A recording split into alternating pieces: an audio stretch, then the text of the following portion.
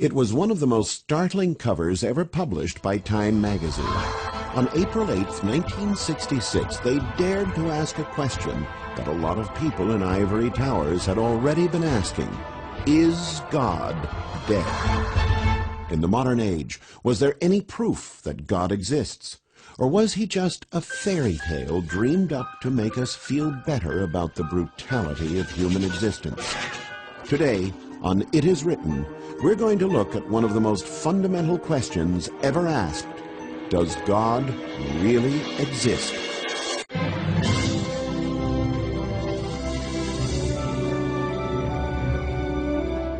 It has stood the test of time. God's book, the Bible. Still relevant in today's complex world. It is written. Sharing hope around the globe. Presented by Shawn Boonstra and Mark Finley.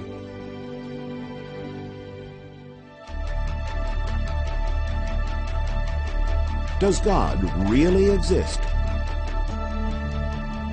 Number 1 in the Big 5 Questions About Life. A little while ago, I was flying across the country, and I discovered to my delight that my seatmate was a great travel companion. We shared a lot of common interests, so we were able to pass the time quite well. But then the subject of religion came up. "What do you do for a living?" she asked me. "Well," I said, "I'm a minister." "Wow," she said, "that's really interesting. I'm an atheist." "Really?" I asked. Because, to be honest, I don't actually believe in atheists. Not if you define atheist as someone who knows for sure there is no God. As she started to explain her lack of faith, she said, "Listen, when I was a kid, some pretty awful things happened to me.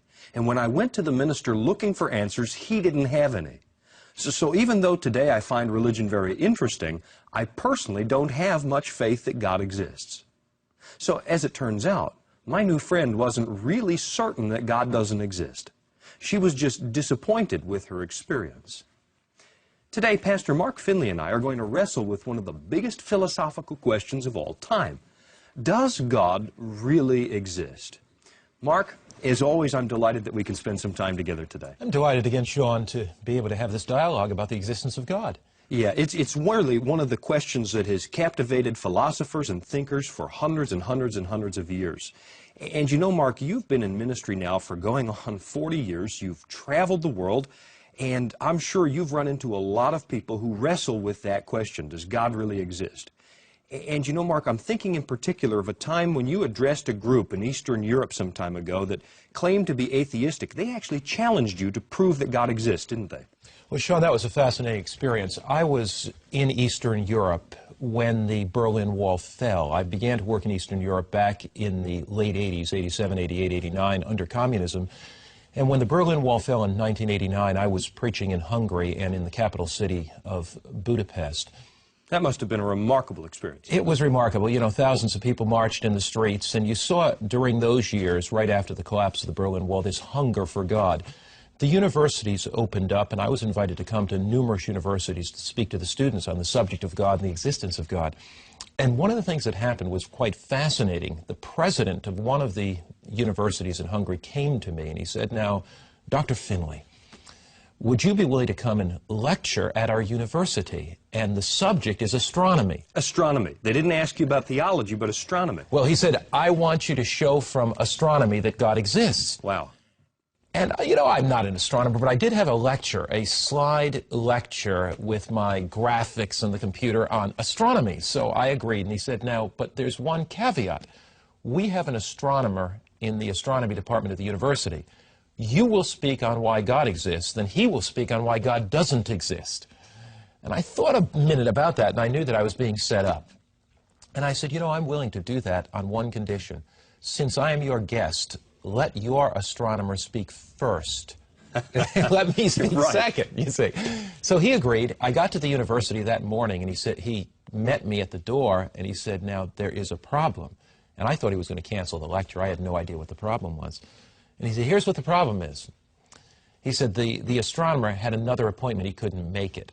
So he wasn't coming. He wasn't coming. So I said, no problem, give me 2 hours with the students, 1 hour to lecture and then another hour to answer questions. So I lectured during the first hour, and we talked about the heavens and the vastness of space and the evidence that God exists from design, the fact that where there is design, there must be a designer. Where there's creation, there must be a creator. And so we went over that evidence. At the end, I noted there was a section for the faculty.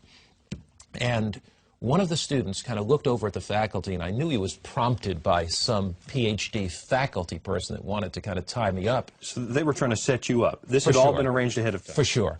And so one of the students stood up and he said, "Our famous, renowned Soviet astronaut, Yuri Gagarin, traveled into space. He didn't see God. Have you ever seen God?" Wow. And you know, there are times in your life where the God that you believe in gives you an idea. And I knew it, so I knew what they were doing. So I said, you know, before I answer that question, I do have a question that I want to ask the faculty. And then I'll go to students' questions. And I said, faculty, let's leave God out of the question. Let's leave the Bible out. I'm a believer. You folk are not believers. But let's leave all that out. I just want to ask you one philosophical question. Of all the knowledge in the world, how much do your students have? Do they know 50% of all there is to know? Do they know 80% of all there is to know? You know, how much do they know? These were some pretty bright students. Extremely brilliant. And so I said, look, let me give you an example. Let's take the 16th Ming Dynasty of China. Can you give me, in order, the 17 emperors in the 16th Ming Dynasty? Now, Pastor Mark, I can't name one of them. Not one of them. I'd be hard-pressed as well. Sure. Then I said, now, what about the caliphs of Saudi Arabia in the 7th century A.D.? Can you list for me, please, the first 15 caliphs in order, list who their wives were, who their children were. Of the 1,500 known languages in the world, how many do you speak? Do you speak 1,300 of those? If you had a test by the leading astrophysicist in the world, how much would you know? Can you recite for me now the chemical compounds in order, and then describe for me, and you know, they saw where I was going, and I said, of all the knowledge in the world, say of all the books in the world, just printed this year, how many have you read? Amazing. Let's say that you know 50% of all there is to know. From an intellectual standpoint, professors, you're grading these students. Do they know 50% of all there is to know? They said no. Do they know 30% of all there is to know? No. Do they know 20% of all there is to know? No. I'm going to give your students the benefit of the doubt and say this is such a prestigious university that your students know 5% of all there is to know. That means you don't know 95% of all there is to know. That's a lot you don't know. Now, if you, by your own admission, only know 5% of all there is to know, and if by your own admission you don't know 95% of all there is to know, is it possible intellectually that God exists in the 95% of the knowledge you don't have? Intellectually, is that possible? Sure. And I saw these atheistic professors, Sean, it was amazing. They were shaking their heads. They knew intellectually in their minds that that was a reasonable argument, that if I only have 5% of the base of knowledge, and I don't have 95%, it is possible. Then I said to them, if you acknowledge that, you are not an atheist. Because an atheist says, I know for absolutely sure God doesn't exist. Now, what you're saying is that he may exist, but he may exist in the knowledge I don't have. Then I said, now I have another question for you. Let's suppose that in life there are only two alternatives. First, there is no God. You are here by evolutionary